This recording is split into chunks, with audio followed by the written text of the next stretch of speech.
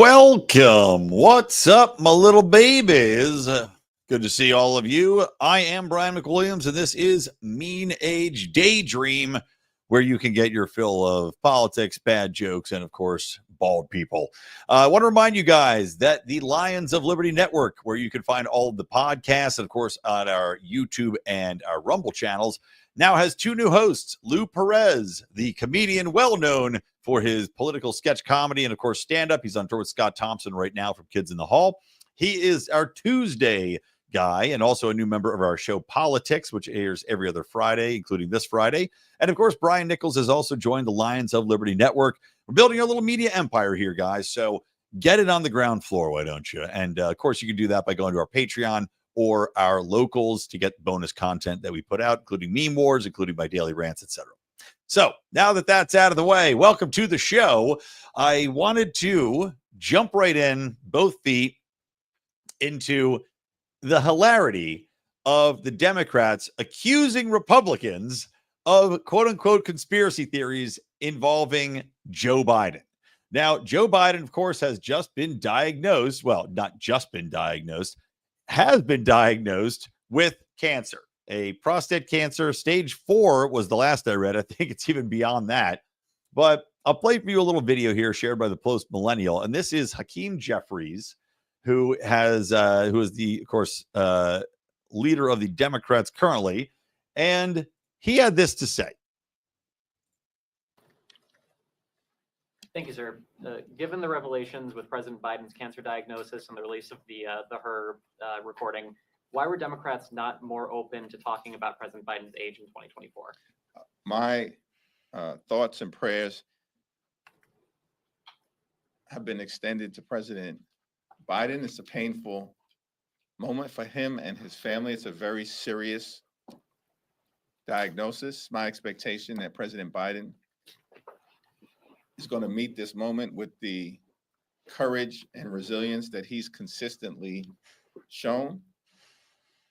Seems to me entirely inappropriate that at this moment in time, when President Biden is dealing with a serious and aggressive form of cancer, there are Republicans who are peddling conspiracy theories and want us to look backward at a time when they actually are taking health care away from the American people. No, as House Democrats, we're going to look forward. They literally are trying to take health. All right, enough of that clown show.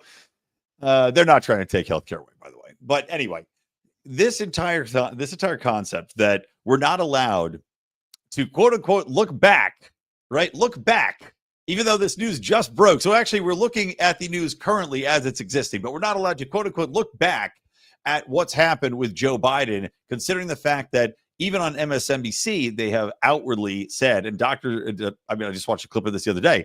A doctor on MSNBC said, frankly, to the point, there is no way that Joe Biden did not know he had cancer. There's no way that doctors didn't know he had cancer because this is a late stage cancer. There is no possible way that this just happened to pop up in the last 3 to 4 months. And that this is obviously something that's been going on for years. And that, yes, he definitely had it while he was president. But Hakeem Jeffries doesn't want us to talk about that, right? It would be disrespectful to Joe Biden for us to question why it was kept a secret, why this is part of an ongoing cover-up with his health status, how it's possible that people around him just were kept in the dark all this time, right? Like Jake Tapper with his book. We talked about this a couple episodes ago actually, I think on Politics, or was it Meme Wars? I can't remember. We do so many shows here. But why is it that this news breaks coincidentally at the exact same time the Robert Hur, whatever, interview comes out with Joe Biden, where he can't remember literally when his son died and is trying to make excuses for not knowing where papers are, confusing that with being so distraught over his son being deployed and then dying, making him sound like he has no clue what year it is, what dates are happening, what times are happening, where things are, where things aren't.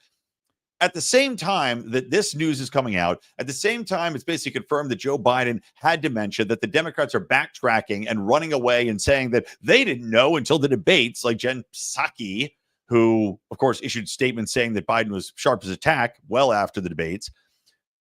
This news drops. And I don't think it's a coincidence that it drops to take attention away from the larger question of who was running the White House. If Joe Biden clearly isn't there mentally, isn't put together, and now, as we know, is on drugs, but because you're combating cancer, these drugs also have an effect on your mental state, on your body, on your health. I mean, anybody that's gone through cancer is going to know that and support that and say, look, you're not going to be on top of your game. You're not going to be able to do it. It's something that has to be questioned. It would be irresponsible not to question who was running the show and how this was allowed to happen. And not only that, but the fact that Joe Biden had cancer, Joe Biden had dementia, and yet at the same time, the Democrats knew this and trotted him out for another run. How can you moralistically even do that to somebody, knowing the man is more than likely going to be battling cancer in office and has a decent chance? Let's say he won. Let's say he's president again, right? At 80, whatever years old he is, with cancer. And yes, prostate cancer, one of the more survivable versions of cancer, but still, it's no guarantee at his advanced age and infirmity. There's a decent chance he just dies in office.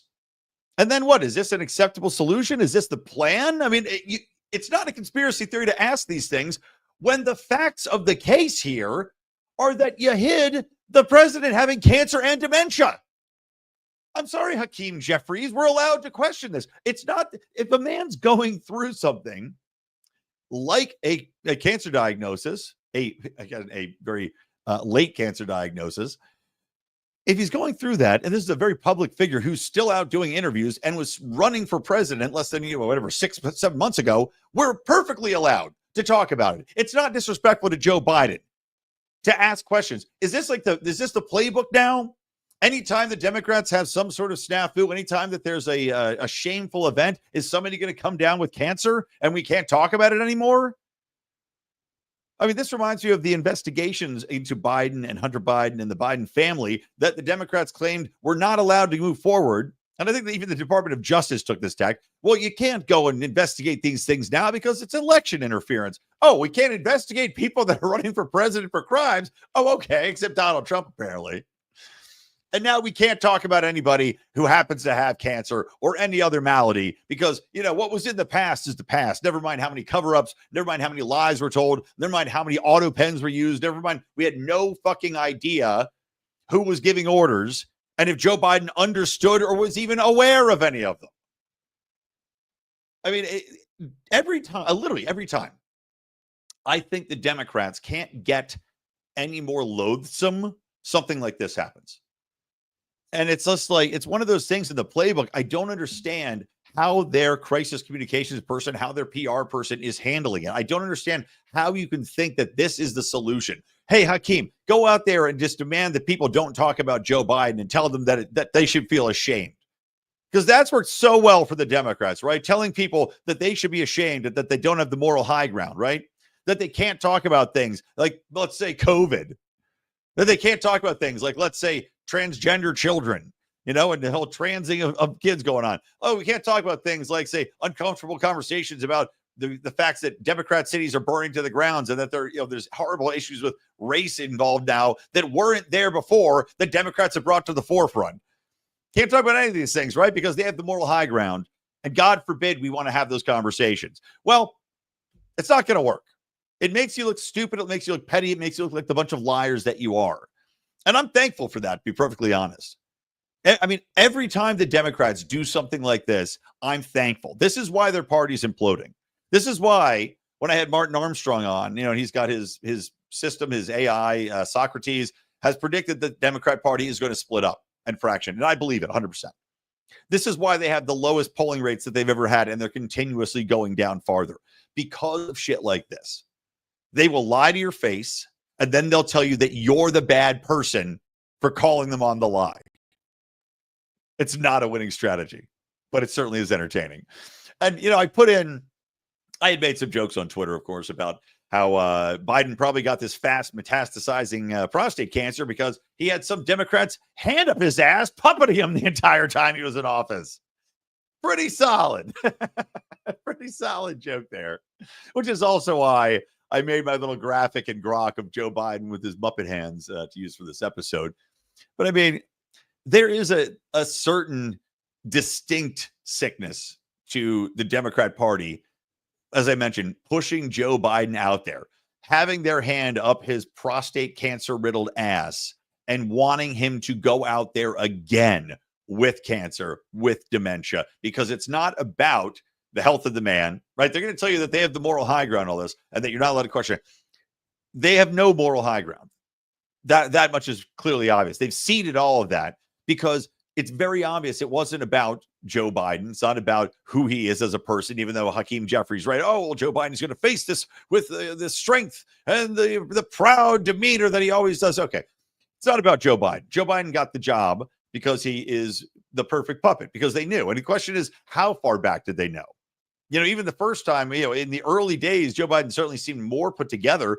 But even then, I would be shocked if people didn't already know that he was losing it, that he's easily controlled, that he's, you know, his handlers are going to be able to make him do whatever they want him to do.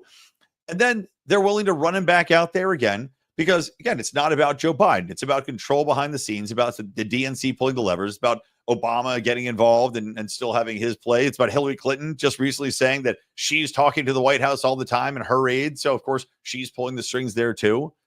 I mean, you look what happens with Bernie Sanders, and I'm excited to see what they do to AOC and Bernie coming up. It's going to be fun to see the rug pulled out from under them, because it's not about the individuals here. It's about the machine. And Joe Biden just happened to be the little stuffed animal, again, the little puppet. You know, like, it's kind of like, you know, when you're driving the car, the DNC is this beat up shit wagon at this point, rolling down the freeway, but Joe Biden gets to be the little nugget they put on the antenna. Back when cars had the antennas so you could find your car in the parking lot, that was Joe Biden's old goofy ass. It's just embarrassing. Just embarrassing. Now, I wanted to talk about, speaking of Muppets and puppets here, I wanted to talk about Sesame Street, because I saw all these different articles written. You know, like the Hollywood Reporter has an article about it. KTLA, which is my local LA station, a popular CBS owned station, has an article about it, and all these other, you know, Forbes, etc. And you've got them parroting the same line, which is that Sesame Street, which, by the way, had been, you know, running on HBO Max. They had a deal where HBO and Warner Brothers was funding Sesame Street, which then was not renewed by Warner, which brings the question in, how popular is Sesame Street at this point in time? And I would argue it's probably drastically dropped in popularity, because, number one, when people got away from cable, you got away from people flipping on PBS to put on in the morning when their kids are eating cereal. So that's number one, right? The cable goes away. PBS loses a lot of its viewership right off the bat, just like all the major networks, right? Number two is that Sesame Street, as we saw during COVID, and with all of these different issues, you know, all the ones I ran through earlier, all the progressive issues, well, Sesame Street is run by a bunch of super liberal New Yorkers, and they dove headfirst into all of these ridiculous causes and ridiculous messaging passed down directly from the DNC. Whether that's well, actually, I can't say directly. Whether it's directly or you know, it's been osmosis style absorbed just through the zeitgeist of what is Democrat mindset in New York City. They push the worst, trendiest, progressive shit on children. This came to a head with COVID, where you've literally got Sesame Street running bits telling kids to go and get vaccinated. Of course, we know now that children had basically zero risk of COVID, and that getting vaccinated has probably brought on more ill health effects. And I can't say this for a straight fact, but I can almost pretty much goddamn guarantee it. More ill effects of the vaccine itself than it was from the virus getting into people's bodies, right? We're talking about the blood clots. We're talking about the heart issues. We're talking about down the road issues that might be happening with some of these kids. So, including, like, you know, basically what RFK Jr. is looking into now. And coincidentally, the FDA just today, I believe, announced that they would not be recommending COVID vaccines for anyone under the age of 65. And that this is, you know, taken off the table, unless they did some actual clinical trials to prove that these things were effective and safe. So anyway, when you've got Elmo out there telling kids, oh, go get your COVID jab, you have so thoroughly jumped the Muppet shark that there's no going back. And I think that distinctly turned a lot of people off. I mean, I'll tell you from my perspective here as a father of two young children, the two young girls, 5 and 2.5. I put on Sesame Street, which I grew up watching, and I put on HBO Max, and we're watching the episodes, but I would only run the episodes from like the 1970s through the 1980s. When it got too late, it started getting a little bit too goofy in the messaging, and I turned it off and I started back over again. I would not let them watch new episodes. And I think a lot of parents went that same route. And especially during this COVID thing, when they saw what these people were capable of, Sesame Street probably lost a hell of a lot of revenue. That's the only reason I would think. If this was the same beloved popular show that had been, generations in the making and everybody knew and everybody trusted, it would still be on HBO. Because there's no way a show that's popular and that this is the other question, is how much this show is going to cost, but I'll get around to that in a second. If a show is that popular and that beloved, why would you end it? Why would you not renew that contract? Unless Sesame Street itself was making unreasonable demands as far as funding, and that I find hard to believe. Now, maybe because Trump did cut funding, they said, well, we now have to raise rates, and HBO said, you ain't worth it. So in traipses Netflix. And this is where it really pissed me off, is that all of these articles are writing that Netflix saved Sesame Street. Now, I have a problem with that. Number one, nobody saved anything. This is a free market. This is an open marketplace, especially now that they're not getting government handout money. In the marketplace, somebody is going to pay for it. If it has value, they will buy it. So it's as simple as that. It's nobody saving anything. Netflix didn't save this. It's not going to be a charitable write-off for them. They did it to make money. They did it because Netflix is the primary streaming platform, and they feel that this is going to be a draw. They can put it on Netflix Kids or whatever they want to do, and it's going to make money for Netflix and drive subscriptions. Maybe they're right. Maybe they're wrong. As I said, I think Sesame Street has probably lost a lot of money. But when it comes to the funding aspect of it, I have a hard time believing that Sesame Street, with all of its money, with all of the licensing and branding, with Sesame Place, there's two different Sesame Place theme parks, one of which, maybe I'll do story time. Yeah, you know what? I will do story time. So one of which I worked at. Yes, me, your lovely host, Brian McWilliams. I was an actor at Sesame Place in Langhorne, Pennsylvania. And this was in Fairless Hills. I think it was Langhorne. So I was an actor at Sesame Place. I did magic tricks. I did the Spooky Kooky Castle magic show. I was Stiffs the Butler. Count Von Count was the Muppet in our magic show. And one time they had Big Bird call out sick, and you had to be very tall to be in Big Bird, and I'm 6'3". So they go, do you want to be in Big Bird? And I go, yes, of course I do. I need to be in that bird. I want to be king of this park. So they put it in me, and they dropped this heavy-ass 90-pound bastard on top of me, and they put me in the Big Bird stockings that are ribbed for the children's pleasure and the giant feet. And they send me out there with a little girl who's like 4 feet tall, who's supposed to protect me from all the roving bands of children. So I go out and I sit on this record player in Diddy Doodle Works land.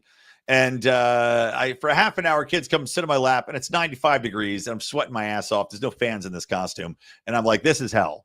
This is what hell is. Why did I say yes to this? Half of my pants are soaking wet. My thick ribbed leggings are soaking through, and I don't know what's urine from the children and what's sweat from me. But finally, after 30 minutes, they're like, okay, the chick taps me on the shoulder. She's like, okay, you're done. And I go, God, good. So I get up and I start running, and I've got about 50 yards to get to a fence that I can get through and get out of this costume. So I'm running, and I got my giant Big Bird feet that I'm clomping around the side so I don't run into each other. But I can only see like a sliver looking out the front, and it's covered in feathers, right? That's where you look, because you have one arm that controls the head on top, and that's inside the beast. And the other arm is like, you can hug the children. Then there's like a gimpy arm, and that's just for, I don't know, slapping away bees if you shake your body hard enough. So I'm running with my giant feet flopping at sides. I can't see shit. And I hear out of the corner, my right side, I hear, Big Bird, I love you. And that's when I felt a child hit my giant Big Bird foot and just go flying, because I couldn't see this kid. And he tried to hug my leg, and I just kicked the shit out of him. So the kid goes flying, and he lands, he goes thump, thump, thump, thump, thump on the ground. And I went up and I was like, oh shit. That's what Big Bird loves you. And then I ran. I never did it again. And they never asked me to do it again for obvious reasons. So there you go. That's my Big Bird story. God, it's getting hot in this room. It's hot in LA today. I got to turn my AC up in here. I'm going to start sweating my nips off here like I'm in the Big Bird suit. Maybe I'm having Big Bird flashbacks. So, anywho, Sesame Place. The Anheuser-Busch licenses and pays Sesame Street a hell of a lot of money for that, right? The Children's Television Workshop, they license this. They're getting money. They're selling toys. They're selling, cups and snow cones and all this sorts of shit. You've got toys in the marketplaces that are bought every single day by people. Tickle Me Elmos or whatever. I've got 4 different Sesame Place things and Muppet things in my house right now. These are hard to fuck up. I mean, it really is hard to fuck that up. So you're telling me that the Children's Television Workshop, which I just read, they had to lay off a bunch of people when PBS did funding cuts, or I'm sorry, when Trump did cuts to PBS. Now, maybe that's because they just had hired everybody largesse style and they just have too many jerk offs that they're putting on the payroll because it's the nephew of whoever and they're cutting the chaff, right? That makes sense. Anytime you lose money as a company, you're going to want to cut that off. But I find it hard to believe that this just isn't a cash making machine in general. And as I said, if it's got decent viewership, how much does it cost to make this thing? I mean, how much can it possibly cost? You have the same set that you've had for 60 years. You've got reusable Muppets when you have 4 each of those. They're little things. It's not like they're, these massive movie monster costumes made of rubber and fangs, and you need, all sorts of hair and no, they're freaking puppet costumes. And then you've got what? 4 different jerk-offs of different colored races that pop on the show here and there. Like, what can possibly cost money to make this show on? It's got to be one of the cheapest shows you could possibly have. And yet they're crying poverty. And all of these television writers are telling us that, that Netflix had to save them, as though this is a public crisis, as though they were on the precipice of disaster. It's fucking bullshit. Either they dug themselves a grave by being such woke dickholes and going so far on COVID that people just don't want to watch it anymore and don't trust their children to be left watching it. That's one, right? Or if they didn't dig that deep of a hole, I don't know. You're running your business terribly if somebody has to save you at this point. But regardless, the market provides. If it has value, someone will pay for it. If it has no value, it doesn't need to be saved. That's just like keeping anything, like keeping the horse and buggies going. Let it die. If it has no value, let it die. The public shouldn't have to pay for it. If the public funding was propping this show up to the point where that was why it was able to stay on the air, then it should have been fucking killed a long time ago because it has no intrinsic value. End of rant. Hope you enjoyed the story. Yes, Alex. Big Bird Brian. That's right. Okay. Other thing I want to talk about here on the show, and then I'll call it a day. It's gonna be a little bit of a shorter episode today because I had my refrigerator died this week. I've got surgery tomorrow morning. Don't worry, I'll be fine. Just a little minor snippety fixie surgery. My old man body, but it's going to take me out of commission. So I got to get some shit figured out before that and taken care of. But I did want to talk about a friend of the show here, Toad. Now, some of you know Toad. He is a funny guy. He's part of the Tower Gang podcast, and he did a cover of Kanye West's song, Hail. You know who? I don't even know if I'll get demonetized on YouTube for saying it, but Heil Hitler, right? That's the name of the song. We'll see if I get immediately demonetized on YouTube and banned. So he made a ukulele version of the song. Now, this is pretty funny. He does it for a lot of songs. It's not like he just did it for this one song in particular, but leftists went out of their way to find him, to dox his company, and to get him fired. Now, yes, there is a risk to what Toad did, right? We all know that. There's a risk to that. Anytime you go out and do something like that, your company, they're going to view you as say, okay, is this the risk reward? Is the benefit worth the drawback of this? And, and I understand that aspect of it. But at the same time, I do want to point out how ridiculous it is that they canned him and how much filthy pieces of shit leftists are for going and doing this. Again, these tactics, which we thought we were past as a culture, right? I really thought this was done and over with. And also, it's a cowardice on the level of the company that let him go. because this is not his original song. This is not something that's unprecedented for him to do, right? As we said, this is an entertaining, it is a satire, it's a satirical take on a Kanye West song, which, I'm sorry, captured all of America's attention for a week and a half, 2 weeks. It's still going on. This obsession with what's going on with Kanye West, with the issues that his song presented, which is, a real culmination of the men's rights movement, right? And the fact that he's in his song, he's talking about he can't see his kids. He's upset about not being able to see his kids. That's very understandable.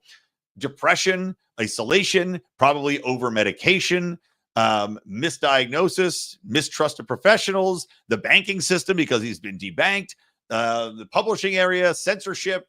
All of these things are tied into one. And then in an ironic twist, of course, by covering this song, the cancel culture that was applied to Kanye West, and which is the song is really touching on, is applied now to Toad. It's depressing, to be honest. And I would say it's extra depressing in the way that I know this is kind of a tropey thing to do, but were it reversed and there was some liberal fuckball that did a satirical version of a white power song sung by an actual white power person, or vice versa, whatever, pick your topic of the day, there would not be the doxing and the outrage. That being said, I have seen some people on the right try to do this, and I've spoken out loudly against it because it's filth no matter what to do these types of things to people. You have to have the ability to work and not be afraid at all times that someone's going to cancel you for whatever you want to put out there into the world. It is a massive chilling effect on free speech and free dialogue. But at the same time, it's depressing to see. So I will put a link to the Go Send Go, I think it's called, that Toad put in the show notes. If you guys want to try to help him out in his time of need, I'm sure he'd appreciate it. And in the meantime, I guess Toad's free to do as many songs as he wants now. Ukulele it up, buddy, but it does suck. So anyway, that's going to do it, guys. See what you can do to help Toad out. And I'm out of here. Think of me fondly as they're operating on my loins to tuck some guts back into my body tomorrow.